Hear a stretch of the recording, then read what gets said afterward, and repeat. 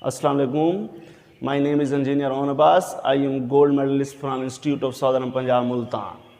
I am here to teach you the course of PTB class 9th and class 10th. In the first phase, I will teach you class 9th and class 10th. And in second phase, I will teach you the course of intermediate FSC Engineering and ICS. Now first of all, I will thank my whole staff of Government High School MC number 1 who motivated me, especially Headmaster Muhammad Abu Bakr Zia Sahab, who motivated me and encouraged me to make such a lecture series that will be beneficial to the whole students of Pakistan, and especially to the students that cannot afford the fees, heavy fees. So I formally start my lecture of class 9th. In my previous lecture I have discussed algebraic expression. पिछला जो मेरा lecture था उसमें मैंने algebraic expressions के बारे में discuss किया था और चैप्टर का नाम था algebraic expressions and formulas. तो हमने algebraic expression की डेफिनेशन देखी थी, उसके बाद मैंने आपको बताया था अलजेब्रिक एक्सप्रेशन के बाद मैंने पॉलिनोमियल के बारे में बताया था, फिर उनके दरमियान मैंने डिफरेंस बताया था आपको. अब हम पढ़ेंगे रैशनल एक्सप्रेशन. अब हम पढ़ेंगे rational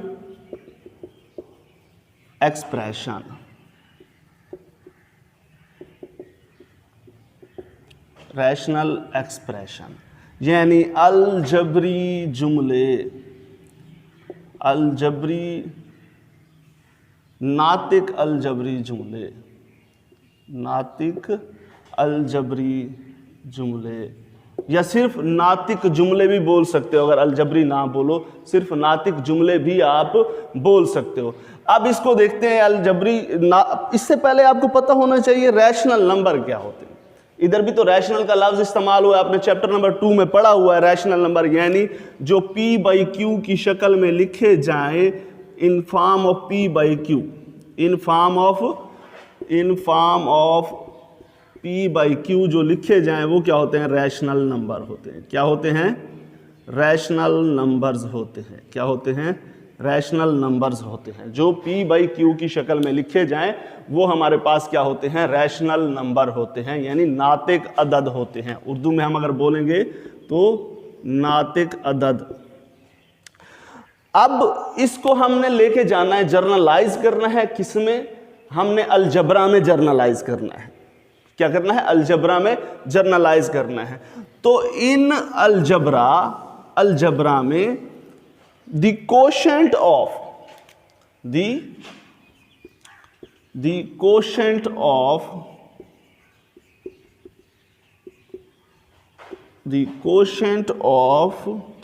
P of x over Q of x, the quotient of P of x over Q of x, where P of x and Q of x are polynomials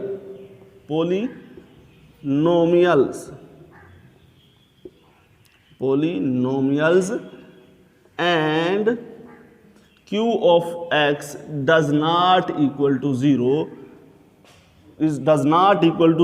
is called rational expression या rational fraction भी बोलते हैं.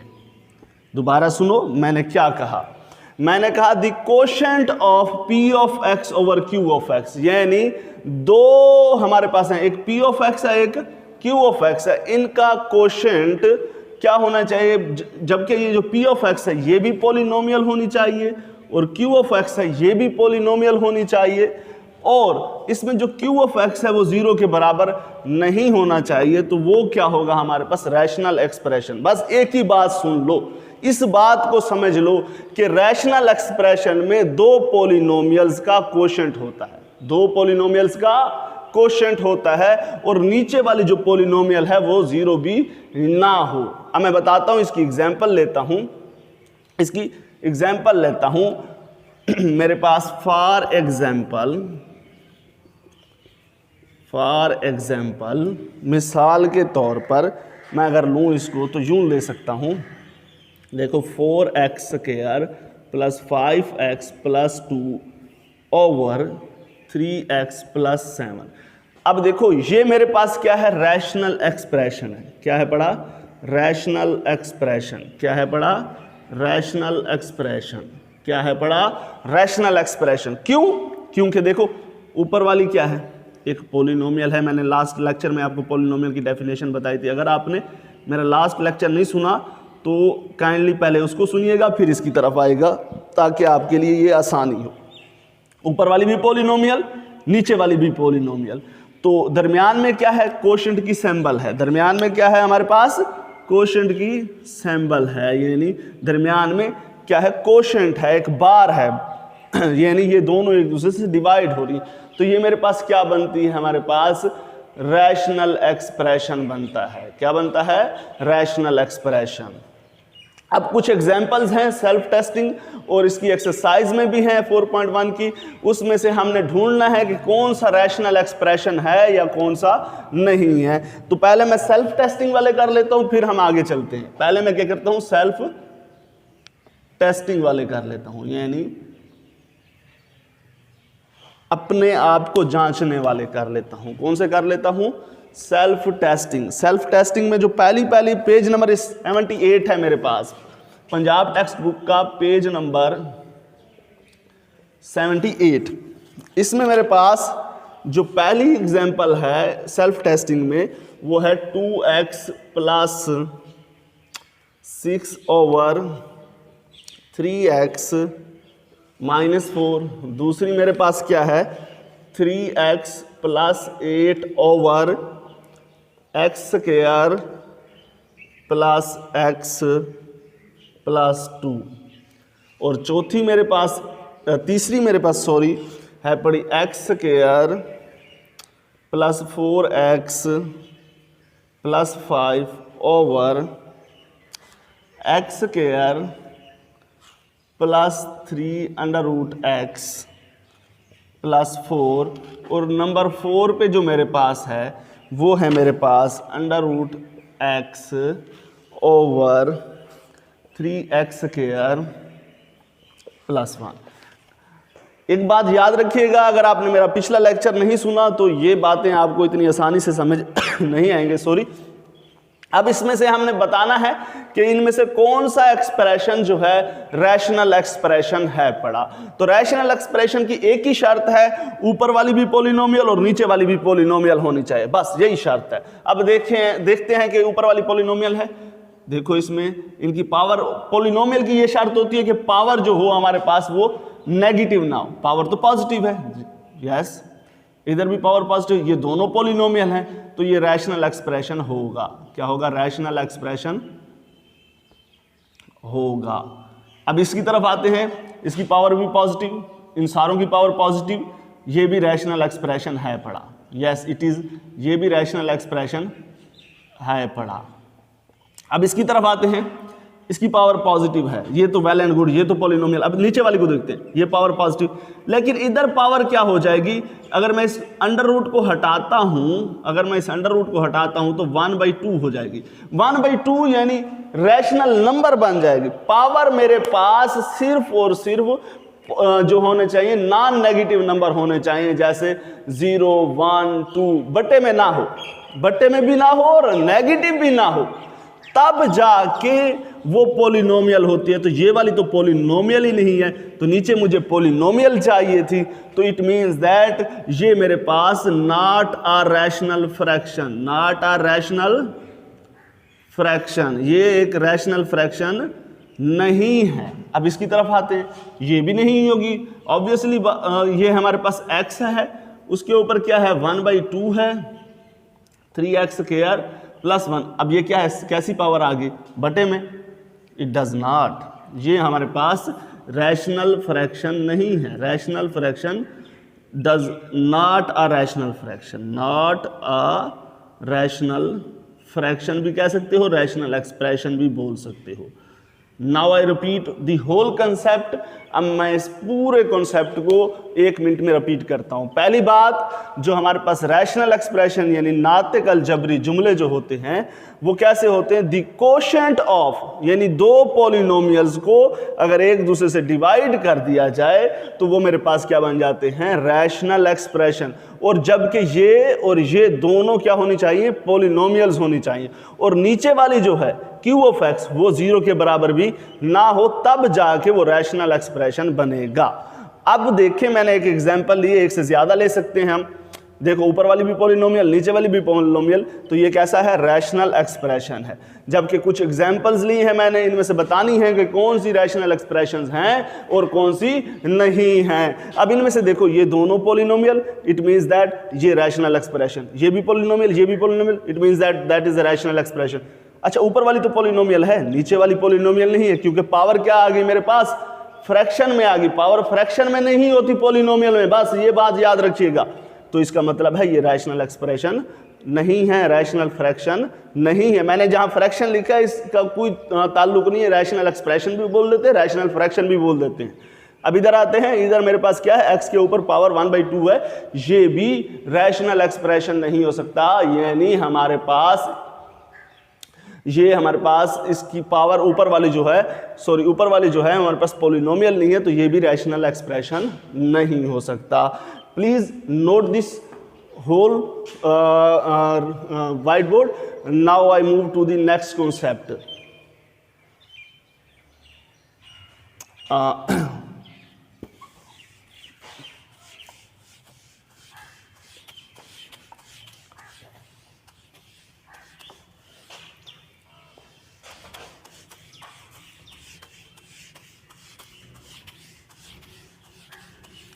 I have discussed the self testing question, यानी खुद जांचिए वाले सवाल मैंने discussed किए हैं। बाकी इसके रिलेटेड क्वेश्चन नंबर 2 है 4.1 का, आपने उसको खुद करना है अगर आपको ये कॉन्सेप्ट समझ आया। तो अब हम मूव करते हैं क्वेश्चन नंबर 3 की तरफ। क्वेश्चन नंबर 3 में हमने क्या करना है, उसमें उसने क्वेश्चन नंबर 3 में लिखा हुआ है रिड्यूस द फॉलोइंग। क्या लिखा हुआ है? क्वेश्चन नंबर जो हमारे पास 3 लिखा हुआ है, reduce the following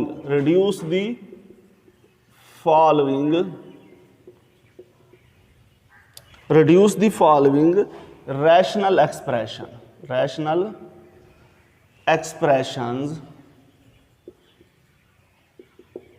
expressions to the lowest form, यानी दिए गए जो एक्सप्रेशंस हैं इनको लोएस्ट फॉर्म में, यानी मुख्तसर तरीन शक्ल में जितना सिंप्लीफाई कर सकते हैं उतना हमने करना है। तो पहला इसमें मैं लेके देखता हूं, हमारे पास जो क्वेश्चन है इसमें हमने लेना है, एक क्वेश्चन है 100, इसका पहला पार्ट जो है वो करवा रहा हूं। 120 x की 2 y की 3 z की 5 और नीचे मेरे पास क्या है? 30 x की 3 y और z की 2। अब इसको मैं सॉल्व करता हूं। सिंपल सी बात है, बिल्कुल आसान सवाल है। अब अगर आप नोटिस करो तो आपने क्या करना है? 120/30 कर लेना है, यानी इन नंबर्स को अलग डील करना है और इन वेरिएबल्स को अलग डील करना है। अब क्या करोगे? x है, नीचे भी x है, ऊपर पावर 2 है, ये नीचे वाली पावर जब ऊपर जाएगी तो -3 हो जाएगी। हमने ये लॉज ऑफ एक्सपोनेंट पढ़े हुए हैं। लॉज ऑफ एक्सपोनेंट में होता क्या है, जो नीचे वाली पावर जब ऊपर जाती है तो नेगेटिव हो जाती है। अब y की ऊपर पावर 3 है, नीचे इसकी जिसकी पावर नहीं होती उसकी 1 होती है, ये ऊपर जाएगी तो -1। Very good. अब z की पावर 5 है, 5 और नीचे z की पावर कितनी है? 2, ये जब ऊपर जाएगी तो -2। अगर आप इसको नोटिस करो, 0 0 से गया, 3 1 3, 3 4 12, 4। अब x इधर कितना आएगा? -1, y कितना आएगा? 2 और z कितना आएगा? 5 में से 2 गया 3। और एक चीज हमने पढ़ा हुआ है, पॉजिटिव पावर रूल, यानी जो ऊपर नेगेटिव पावर होगी नीचे जाएगी तो पॉजिटिव हो जाएगी। अब मैं इसको लिख रहा हूं 4y² Z3 और नीचे जब जाएगी ये x पॉजिटिव। इससे मज़ीद ये सिंप्लीफाई नहीं हो सकता। ये सबसे इसकी लोएस्ट फॉर्म है। अब हम और क्वेश्चन लगाते हैं इसके ऊपर। हमारे पास क्वेश्चन अगला जो है इसका क्वेश्चन नंबर 3 कर रहा हूँ मैं। इसका जो मुझे इंपॉर्टेंट लगते हैं वही मैं ले रहा हूँ उसमें से। इसका पार्ट नंबर 3, पार्ट नंबर 3 हमारे पास है पड़ा। ये शॉर्ट क्वेश्चन के लिए बड़े इंपॉर्टेंट हैं। शॉर्ट क्वेश्चन के लिए बोर्ड में ये शॉर्ट क्वेश्चन के लिए बड़े इंपॉर्टेंट हैं। हमारे पास x सॉरी मैंने x स्क्वायर लिख दिया, x प्लस वाई होल का स्क्वायर माइनस 4xy और नीचे मेरे पास क्या है x माइनस वाई होल का square. We have to solve this into the lowest form. हमने इसको सबसे मुख्तसर तरीन शक्ल में लिखना है। चलो करते हैं इसको मुख्तसर तरीन शक्ल में। अच्छा जी इस फार्मूले को खोल दो। इस फार्मूले को, ये कौन सा है, a प्लस बी होल के स्क्वायर वाला formula. I will write this formula on the top. ये मेरे पास a प्लस बी होल का स्क्वायर का फार्मूला क्या होता है, a का स्क्वायर प्लस b का स्क्वायर प्लस 2ab और a माइनस बी होल का स्क्वायर। ये आप छोटी क्लासों से पढ़ रहे हो, a का स्क्वायर प्लस b का स्क्वायर माइनस 2ab। सिर्फ एक ही फर्क, प्लस हो तो इधर प्लस होगा, अगर माइनस होगा तो माइनस। इसी हिसाब से हम इन दोनों फार्मूलाज को ओपन करेंगे। इन दोनों फार्मूलाज को ओपन करेंगे। पहले मैं इस फार्मूले को ओपन करता हूं, तो इसको जब ओपन करूंगा तो x का स्क्वायर, ये a समझ लो, ये b समझ लो। पहले का स्क्वायर फिर प्लस दूसरे का स्क्वायर फिर प्लस 2 पहला और फिर दूसरा, ठीक है। उसके बाद हमारे पास क्या है माइनस 4xy और नीचे मेरे पास क्या है, इसका स्क्वायर कैसे खुलेगा, इस फार्मूले के तहत खुलेगा। x का स्क्वायर प्लस y का स्क्वायर माइनस 2xy। अब क्या होगा हमारे पास, अगर आप देखो मैं इस ब्रैकेट को ख़त्म करता हूँ, x का स्क्वायर प्लस y का स्क्वायर क्वाइट इजीली, बिल्कुल आसान सवाल है, minus 4xy over x square plus y square minus 2xy। अब हम इसको हल करते हैं। अगर आप इसको देखें तो ये 4xy है, ये माइनस का 4xy है और ये प्लस का 2xy है। तो मेरे पास ये 2xy इस 4xy से जाएगा तो माइनस का 2 बच जाएगा, क्योंकि प्लस का 2 माइनस का 4 माइनस का 2 बचेगा। अब मैं इसको नीचे लिख रहा हूँ, x मैं इधर लिख रहा हूँ, सॉरी थोड़ा सा मैं इधर लिख देता हूँ आपके सामने।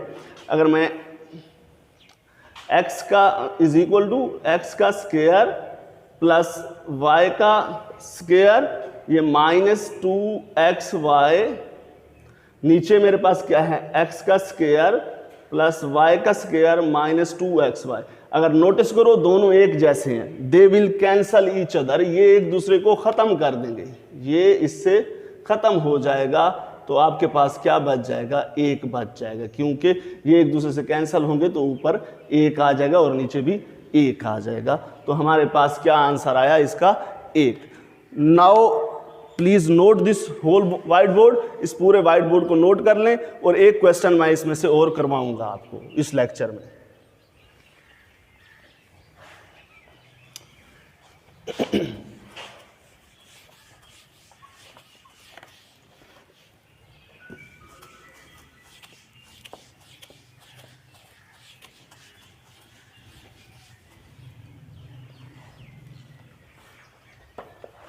अब मेरे पास अगला जो क्वेश्चन है पड़ा, इसमें से जो मैं करवाने जा रहा हूँ आपको, वो क्वेश्चन नंबर मैं इसमें से आपको 6 करवाने जा रहा हूँ। Question number 6, question number 6, x square